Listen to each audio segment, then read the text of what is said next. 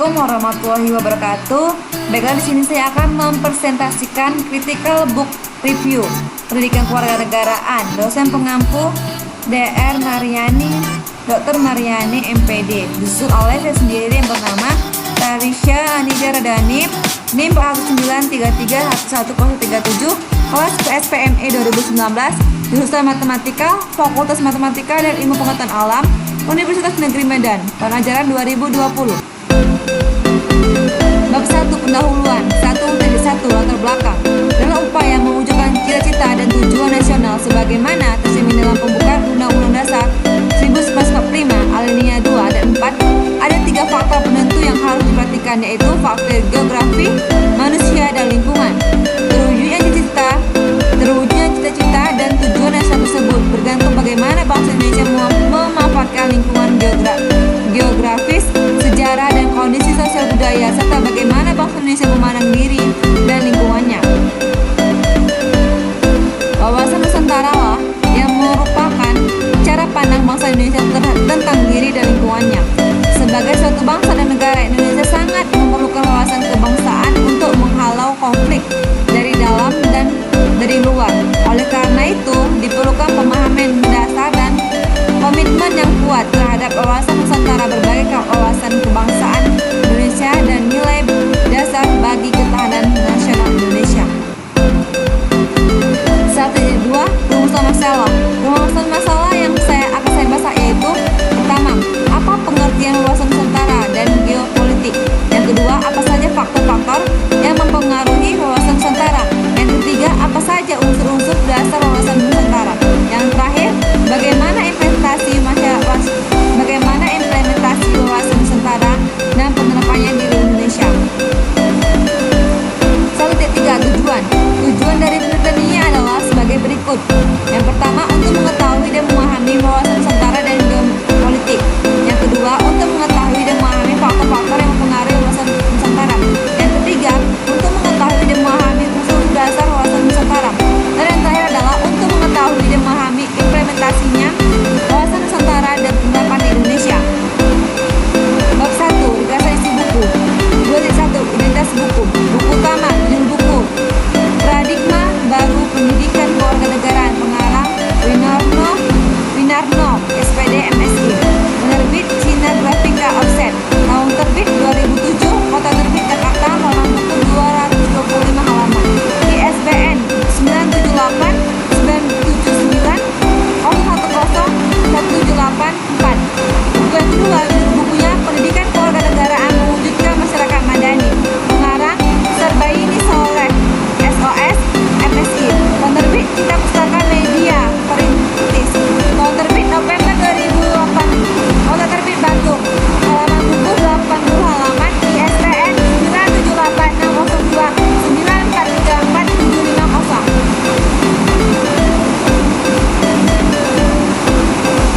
2. Ringkasan isi buku.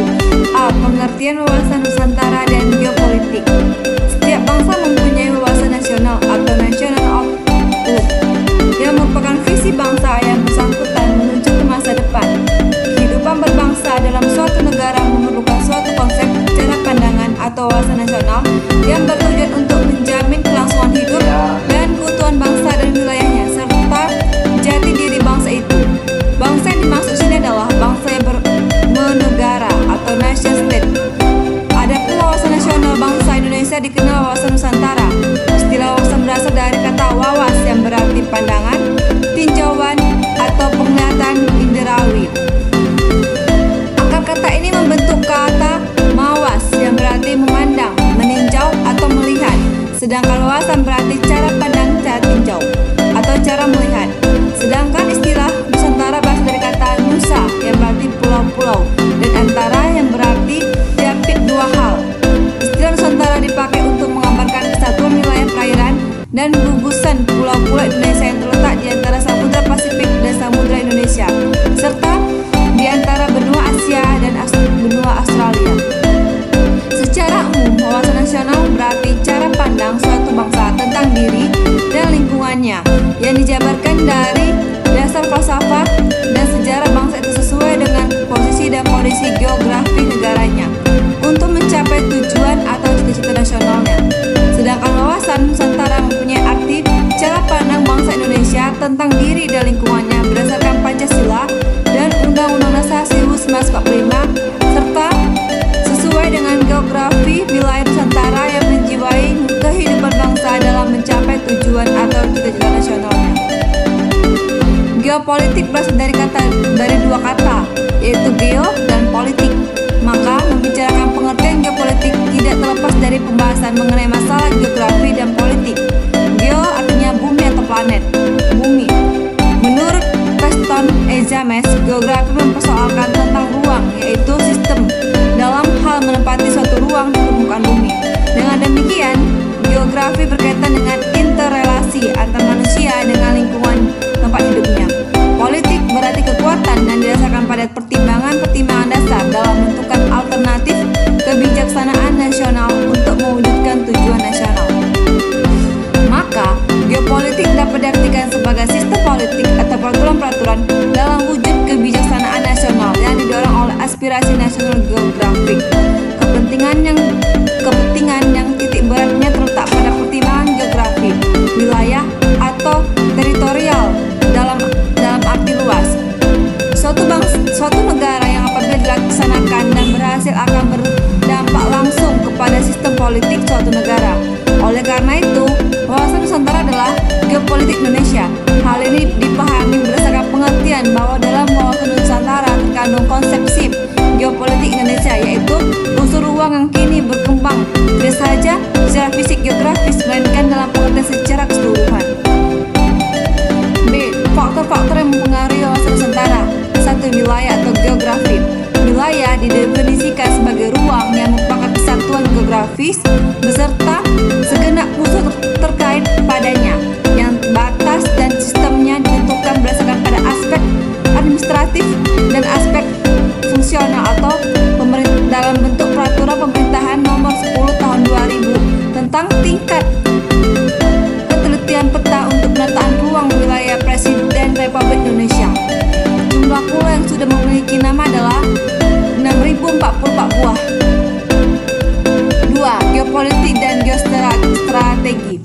A. Geopolitik. Geopolitik memaparkan dasar pertimbangan dalam menentukan alternatif kebijakan nasional untuk mewujudkan tujuan tertentu. Prinsip-prinsip dalam geopolitik menjadi perkembangan suatu wawasan nasional. B.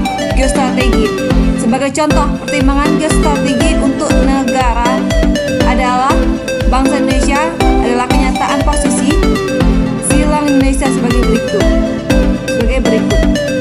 1. Geografi terletak di antara dua benua, yaitu Asia dan Australia, serta di antara Samudra Pasifik dan Samudra Hindia. 2. Demografi. Penduduk Indonesia terletak di antara penduduk jarang di selatan atau Australia dan penduduk padat di utara atau RRC, Cina dan Jepang. 3. Ideologi. Ideologi Indonesia adalah Pancasila, terletak di antara liberalisme di selatan atau Australia dan Selandia Baru, dan komunisme di utara itu RRC, Vietnam dan Korea Utara. 4. Politik. Demokrasi Pancasila terletak di antara demokrasi liberal di selatan dan demokrasi rakyat atau diktatur proletar di utara. 5. Ekonomi. Ekonomi Indonesia terletak di antara ekonomi kapitalis dan selatan sosialis di utara. 6. Sosial. Masyarakat Indonesia terletak di antara masyarakat individualisme di selatan dan masyarakat sosialisme di utara. 7. Budaya. Budaya Indonesia terletak di antara budaya barat di selatan dan budaya timur di utara. 8. Hamkam. Geopolitik dan geostrategi hamkam atau pertahanan dan keamanan. Indonesia terletak di antara wawasan kekuatan maritim di selatan dan wawasan kekuatan kontinental di utara. 3. Perkembangan wilayah Indonesia dan dasar hukumnya. A. Sejak 17 Agustus 1945 sampai dengan 13 Desember 1957, wilayah negara Republik Indonesia ketika merdeka meliputi wilayah bekas Hindia Belanda berdasarkan ketentuan dalam Territorial and Maritime Kingdom Ordonance tahun 1939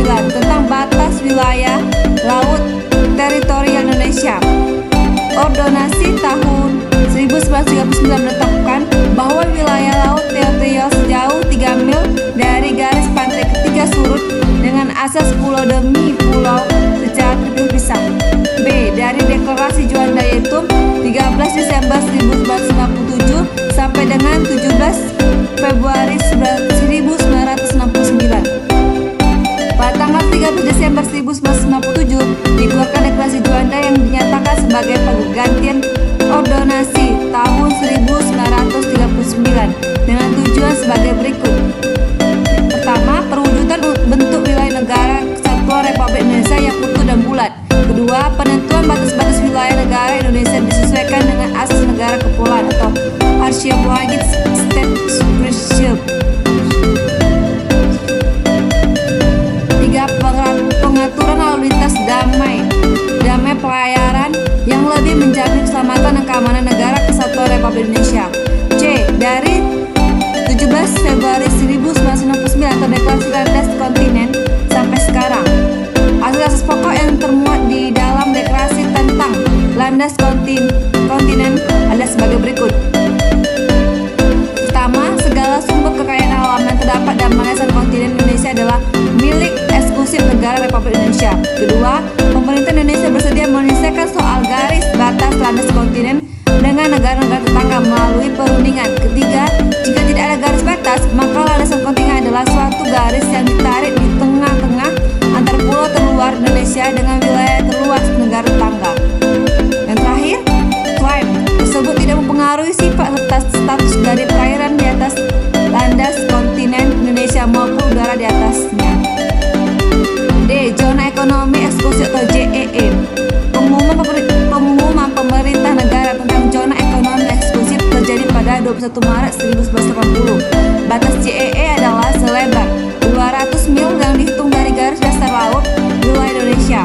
Alasan-alasan yang mendorong pemerintah mengumumkan ZEE adalah: pertama, persediaan ikan yang semakin terbatas; yang kedua, kebutuhan untuk pembangunan nasional Indonesia; dan yang terakhir adalah mempunyai kekuatan hukum internasional. Indonesia. 1. Implementasi wawasan Nusantara. A. Wawasan Nusantara sebagai pancaran falsafah Pancasila. B. Wawasan Nusantara dalam pembangunan nasional, yaitu ada 4. Pertama, perwujudan Kepulauan Nusantara sebagai satu kesatuan politik. Kedua, perwujudan Kepulauan Nusantara sebagai satu kesatuan ekonomi. Ketiga, perwujudan Kepulauan Nusantara sebagai satu kesatuan sosial budaya. Dan yang terakhir adalah perwujudan Kepulauan Nusantara sebagai satu kesatuan pertahanan keamanan. 2. Penerapan wawasan Nusantara, itu ada 6. 1. Salah satu manfaat paling nyata dari penerapan wawasan Nusantara khususnya di bidang wilayah adalah diterimanya konsepsi Nusantara di forum internasional, sehingga terjaminlah integrasi wilayah teritorial Indonesia. Yang kedua, pertambahan luas wilayah sebagai ruang hidup tersebut menghasilkan sumber daya alam yang cukup besar untuk kesejahteraan bangsa Indonesia. Ketiga, pertambahan luas wilayah tersebut dapat diterima oleh dunia internasional, termasuk negara-negara tetangga. Keempat, penerapan wawasan Nusantara dalam pembangunan negara di berbagai bidang tampak pada berbagai proyek pembangunan sarana dan prasarana komunikasi dan transportasi.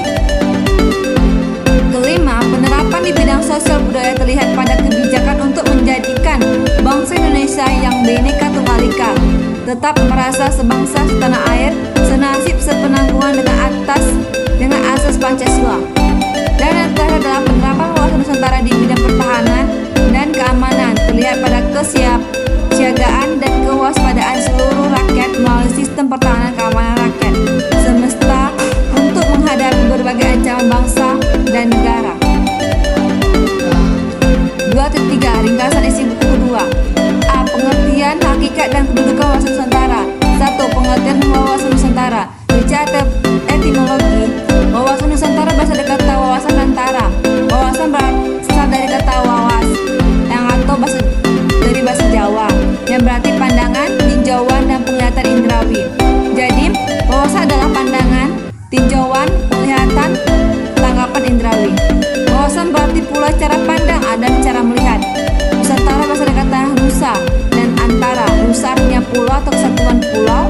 Antara artinya menunjukkan letak antara dua unsur. Jadi Nusantara adalah kesatuan kepulauan yang terletak antara dua benua, yaitu benua Asia dan Australia, dan dua samudra yaitu Samudra Hindia dan Pasifik.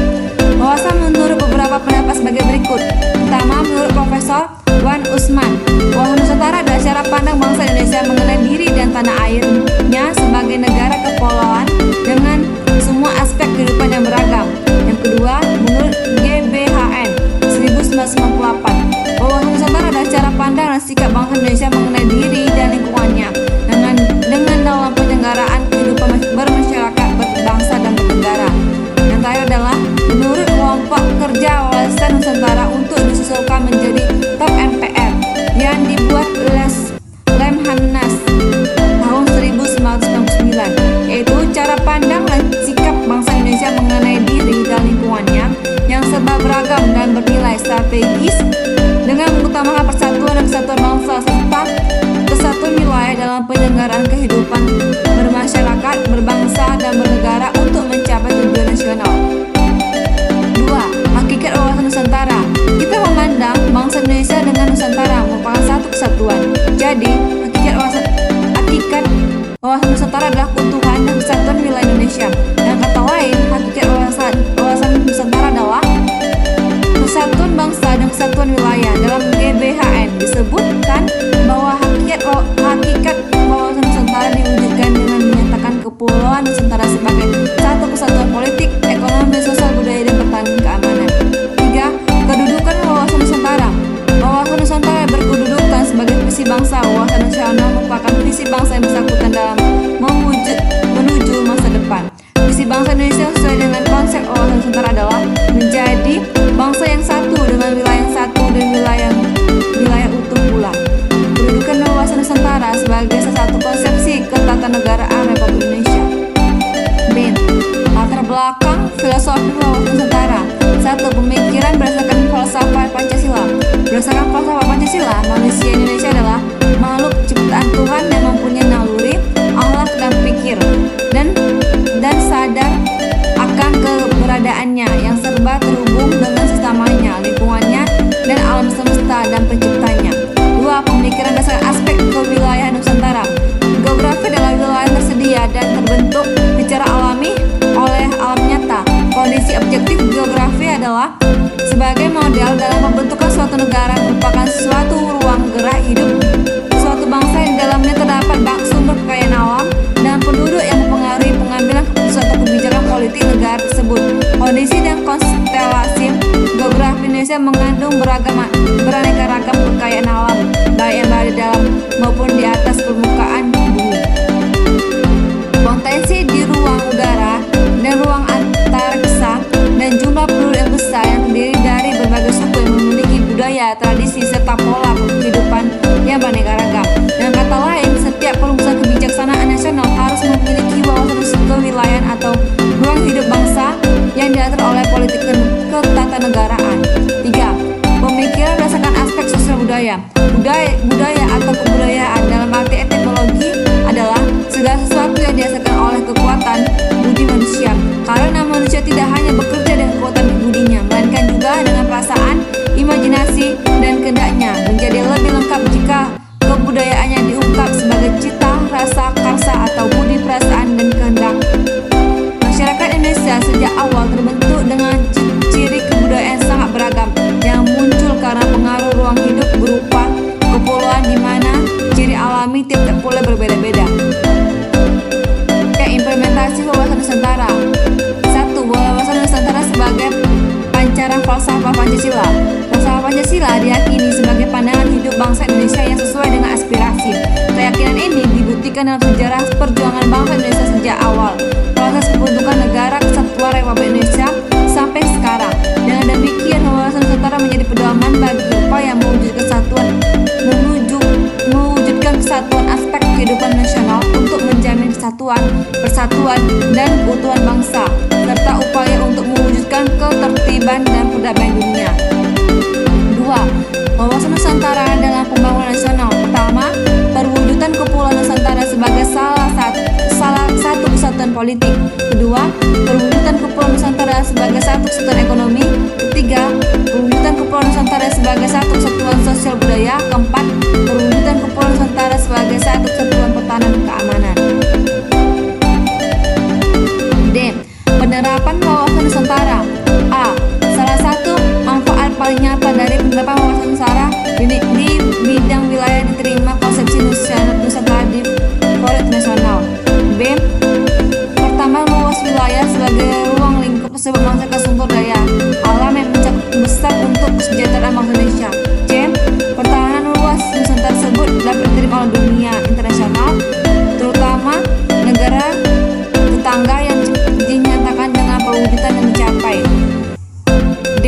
Penerapan wawasan Nusantara dalam pembangunan negara di berbagai bidang tampak pada berbagai proyek pembangunan sarana dan prasarana ekonomi, komunikasi, dan transportasi. E. Penerapan di bidang sosial dan kebudayaan terlihat pada kebijakan untuk menjadi bangsa Indonesia yang Bhinneka Tunggal Ika, tetapi merasa sebangsa setanah air senasib sepenanggungan dengan asas Pancasila. F. Penerapan wawasan Nusantara di bidang pertahanan keamanan terlihat pada kesiapsiagaan dan kewaspadaan seluruh rakyat melalui sistem pertahanan dan keamanan rakyat semesta untuk menghadapi berbagai ancaman bangsa dan negara. Pembahasan 301 keunggulan buku. Dari aspek tata bahasa, buku tersebut adalah tata bahasa yang dijabarkan oleh buku utama. Ditemukan beberapa kata-kata yang tidak baku dan sesuai, sedangkan di buku pembanding memiliki tata bahasa tertata rapi. Dari aspek isi buku, kedua buku tersebut memiliki isi yang hampir sama, tetapi pada buku utama penulis menambahkan di belakang buku mengenai Undang-Undang Dasar 1945 dan undang-undang yang ada di Indonesia dengan lengkap, sehingga pembaca bisa dengan mudah mencari pasal-pasalnya yang dibutuhkan. Sedangkan di buku pembanding penulisan hanya menjabarkan keterkaitan suatu kasus dengan beberapa pasal saja. Yang ketiga, dari aspek layout dan letak serta tata tulis termasuk penggunaan font adalah buku utama memiliki tata letak dan layout yang tepat, terutama pada tata tulis yang rapi dan memiliki font yang besar. Warna yang ditawarkan juga sangat berani dan mencolok, sehingga pembaca akan dengan mudah untuk membaca font tersebut walaupun dari jarak jauh sekalipun. Sedangkan pada buku pembanding, tata letak yang ditawarkan sedikit menjorok ke bawah dan subjudul dari buku tersebut tidak memiliki font yang sesuai, sehingga para pembaca cuma akan melihat judulnya saja. Yang keempat, dilihat dari aspek tampilan buku atau face value. Buku utama memiliki tampilan yang hampir mirip dengan buku pembanding, tetapi buku utama memiliki gambar seperti peta dunia dengan warna yang cerah dan membuat latar coklat pada buku utama menjadi lebih hidup. Tidak dengan buku pembanding yang hanya terdapat gambar peta dari negara Indonesia dengan latar coklat, dan gambar peta juga hampir menyerupai sampulnya, sehingga jika tidak melihatnya dengan dekat terlihat tidak dapat apa-apa di sana. Wah, itu kelemahan buku. Dari aspek isi buku, kedua buku tersebut memiliki isi yang hampir sama, tetapi pada buku utama memiliki paradigma ketatanegaraan Republik Indonesia yang tidak dijelaskan oleh penulis, sedangkan pada buku pembanding paradigma tersebut dijelaskan dengan sangat baik. Lalu yang kedua, dari aspek layout dan terletak serta tata tulis termasuk penggunaan fontnya adalah buku utama memiliki terlalu banyak tulisan di cover dan memiliki font yang berukuran cukup kecil untuk dibaca para pembaca dari jauh, dan itu membuat para pembaca harus membaca cover buku tersebut dari dekat. Pada font setiap bab pada buku ini juga kurang konsisten